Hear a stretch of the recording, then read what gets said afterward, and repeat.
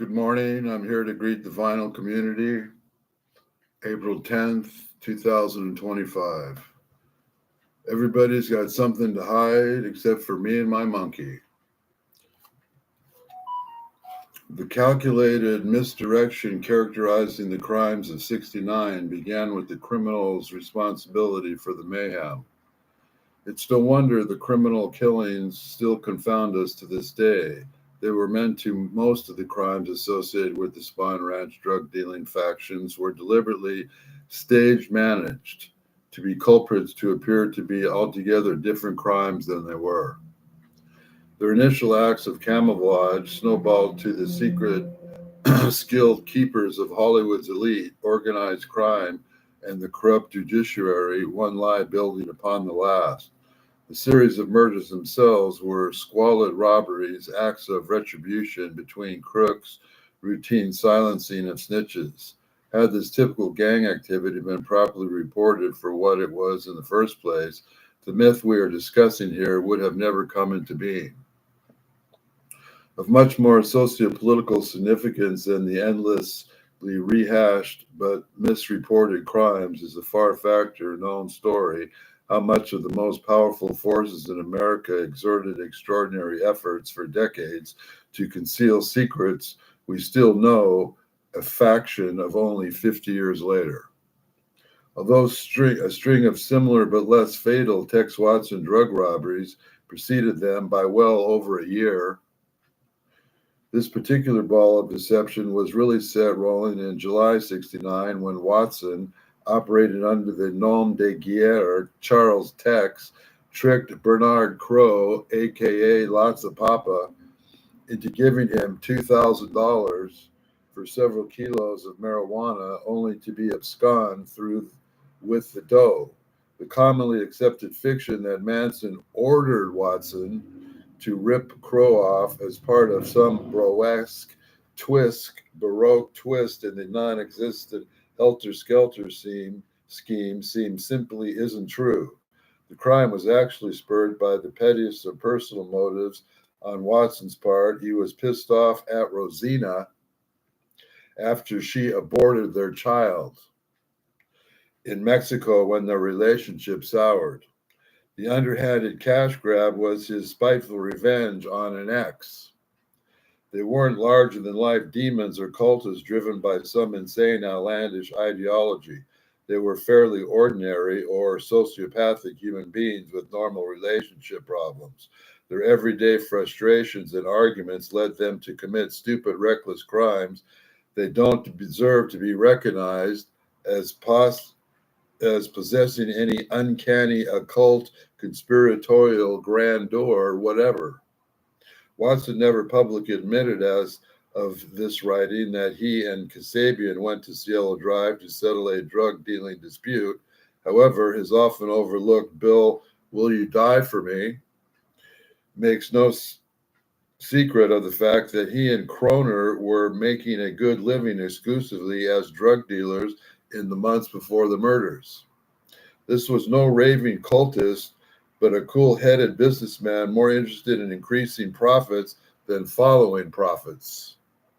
Ed Sanders, in his severely flawed but admirably detailed early investigation of the Manson commune, the family, noted long before other Mansonologists that Watson was active in handling dope deals, and Tex wasn't just dealing nickel bags. They were dealing big bag of acid, hash, pot, and sometimes coke. Sanders assumed these ventures were carried out on behalf of Charlie, but the Texan was working for himself.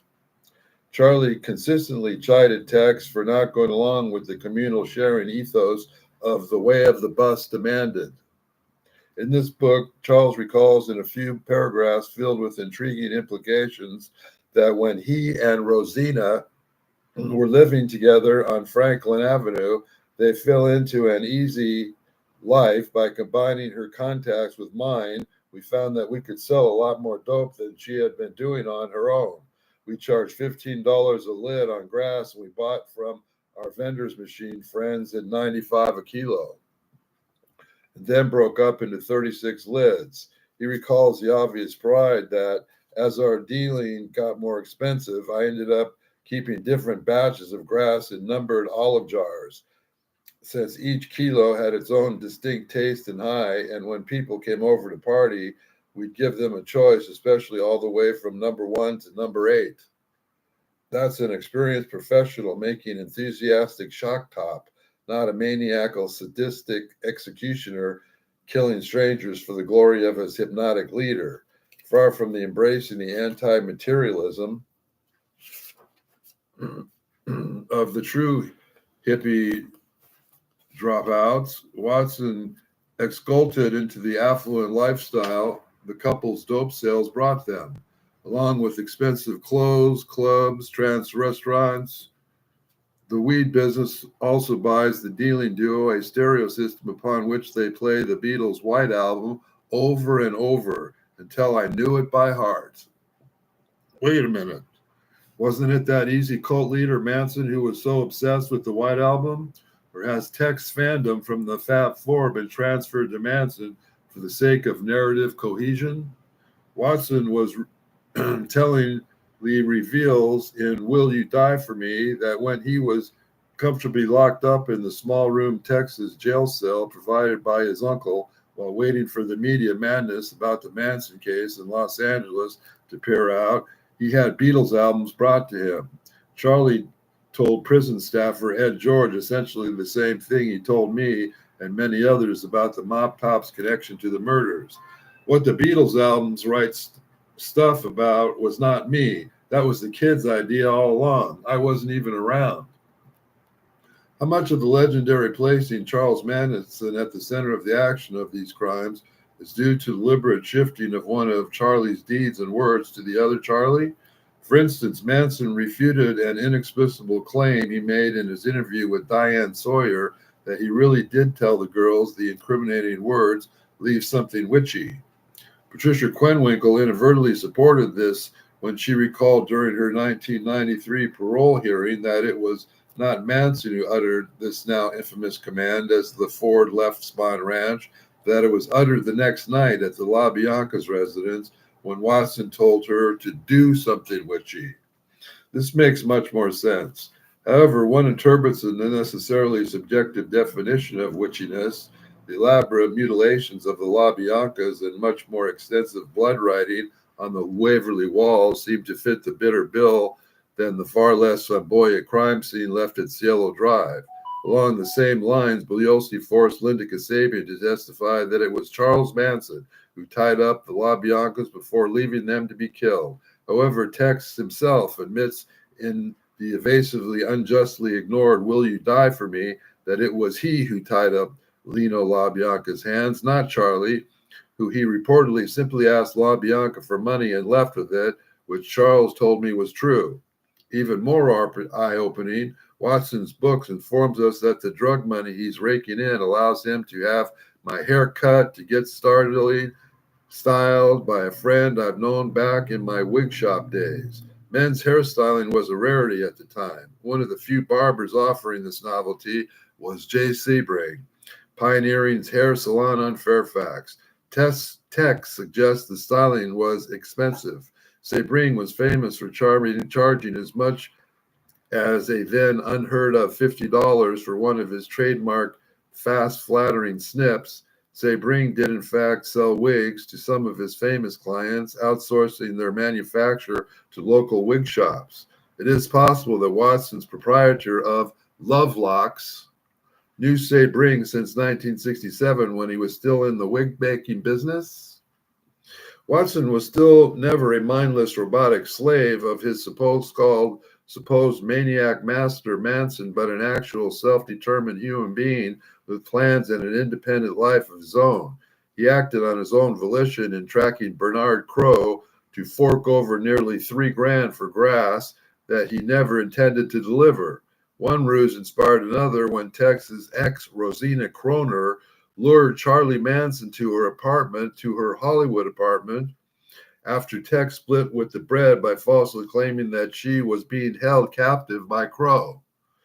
To save face, Charlie misrepresented what happened that night, granting his bungling action some dignity by claiming to some of the young associates that he'd gone to rescue Kroner from a menacing Black Panther.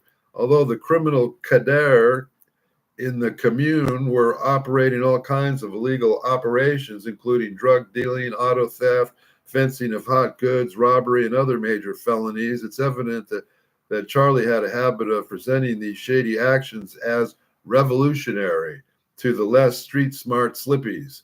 He didn't want to admit that the lots of Papa shooting sprang from a drug burn, so he whitewashed the incident into something more palatable to the ideal youngistic tribe. Kroner was not in any danger at all, as was described in the minstrel chapter, and the apolitical professional crook, Crow, whose partner in crime was mostly white, had absolutely no connection to the Black Panthers. I don't know if I believe that, but whatever.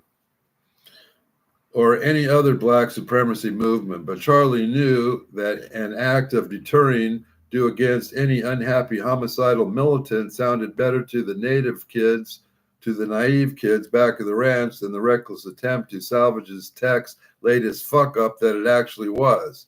An important strand of the tale untold is that Manson fell for Rosina Kroner's ruse to lure him to her apartment. He confided in the straight Satan's treasurer, Danny DiCarlo, one of the few people in the ranch with an experience with this kind of confrontation needed to take on Crow. Why was Danny Carlo the only one? Charlie recalled to me many years later asking DiCarlo to accompany him to handle lots of Papa. DiCarlo refused.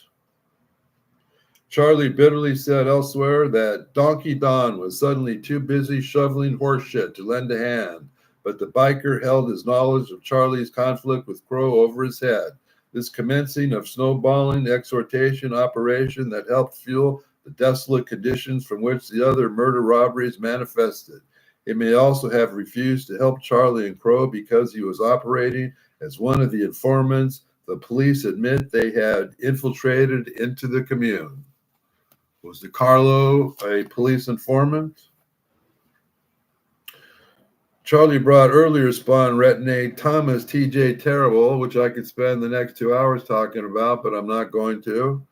Walleman, Walleman, when they changed it to Wald, they put a D in it, with him instead. Walleman was so nervous about the prospect of facing down the drug dealer Tex had ripped off, Charlie said that he held the Buntline Special TJ, took with him in the car ride from Chatsworth to Hollywood. The victim vet's hands were shaking as he held the weapon. What the fuck do you think you're doing with the gun, man? Charlie asking TJ. You better give it to me. Why, Walleman? According to the never previously admitted revelation in a recent letter written by Tex Watson to researcher Dennis Lacandra addressing this incident, the dope connection to El Monte, that Tex never delivered the dough to, was provided by Walleman. Walleman's daughter, Domaini, Domaini, confirmed to the same researcher that this was indeed the case. So Walleman was also part of the grand deception, despite the many years that he claimed to have played only a marginal role in the crime, as little more than an unknowing chauffeur and reluctant sidekick.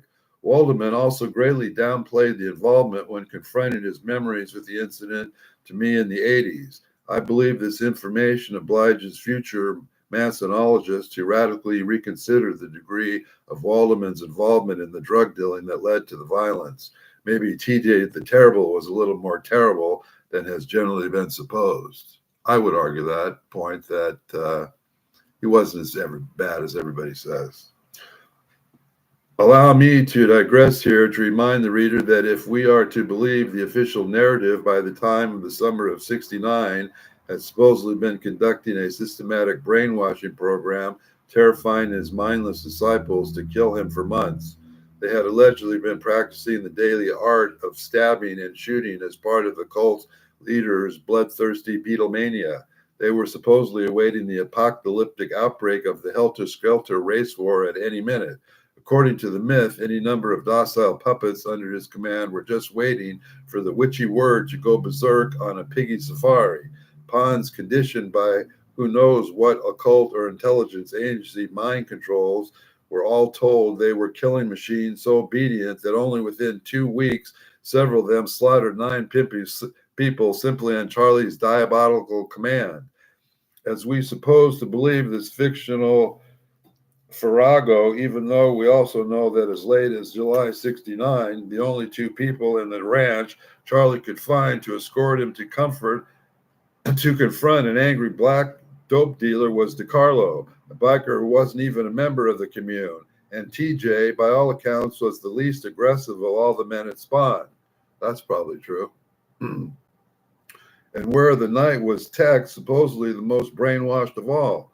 We were all to believe that the monster Messiah's right-hand man, right, cowering from the chaos he caused, hiding out from Crow's wrath with Susan Atkins. So we were also told the wicked witch most likely to do whatever dark deed her guru ordered. The Belosi believers imagined that Charlie could confidently send out a kill crew, as he was certain would obey his lethal orders without question. They claimed that the hippie cult leader homicidal hold on his minions' mind was so powerful that one of them, Linda Kasabian, had already been fully fallen under the slay spell of the little over the month after meeting him. She was there only a month, but she fell under his spell. No. Then how is it that just a month before the bloody weekend of August 8th, she reportedly fearsome cult leader was ordered to deal with the threats of Bernard Crow by himself, armed with one pitiful gun, accompanied by only one nervous, unwilling companion? That's a good question, Nick. Were there murderous followers when he needed them? Where were the murderous followers when he needed them? And wouldn't this racist slaying squad been slavering like rabid dogs at the prospect of killing Blackie for their evil master? And if of Manson's detractors never tire of insisting with such a yellow-bellied coward that he sent kids out to kill for him, so why he's so recklessly willing to take on this surefire confrontation? No, I don't doubt for a second that the experienced ex-con Charlie showed the kids some of the survival skills he learned in prison. His habit of showing off his dexterity with a knife was well documented, but that's a far cry from the mass murder seminars that Belosi cult maintains was the order of the day. In fact, the preponderance of evidence shows that it was Watson, not Manson, who delighted in showing the commune girls how to stab to kill. The cluster of lies obscuring with Crow's shooting grew up at the end of the same month during the desperate aftermath of Bobby Beausoleil's panicky stabbing of his friend Gary Hinman at Topanga Canyon home they once shared, striving to mislead the cops from investigating what was nothing more than a dispute over drug money. It wasn't Manson, but Beausoleil who brought the case's race card and this distinctive gory graffiti into playing at leaving a false clue with Hinman's blood meant to point the finger at the Black Panthers. When apprehended by a highway patrolman, Beausoleil again tried to blame two non-existent black men for the murder. The flimsy fabrication handed the inventive Belosi the raw material for his bogus race war scenario and set a precedent for trying to frame others that soon surfaced at Cielo and Waverly as well. The prosecutor's attorney later calculated decisions not to try Hinman's murder, let alone Crow's shooting. Along with the far better publicized Cielo Wive events successfully forged an interconnected chronology of drug dealers' conflicts that would have been all too obvious had the crimes been tried together.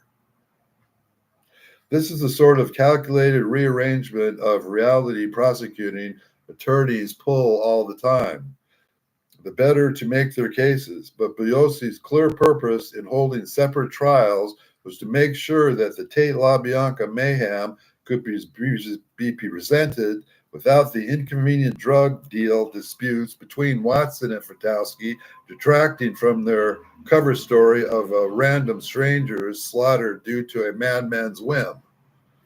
A little more than a week later, some of Bobby Beausoleil's friends at the Spawn Ranch sent to settle another drug burn at Cielo Drive. A nearly successful effort to frame rival drug dealer for the crimes was carried out. An even more misleading rearrangement of the crime scene was left for the public to gawk at this time executed in a far more elaborate manner. The next chapter is called The House on the Hill. To me, it should be called The House on the Haunted Hill. You know why? Because it starred Haley Mills' sister, Julia Mills. She was in Camarillo Hospital when they made The Miracle Worker, but I'm not supposed to talk about it, so we'll pray for all the families and children and peace.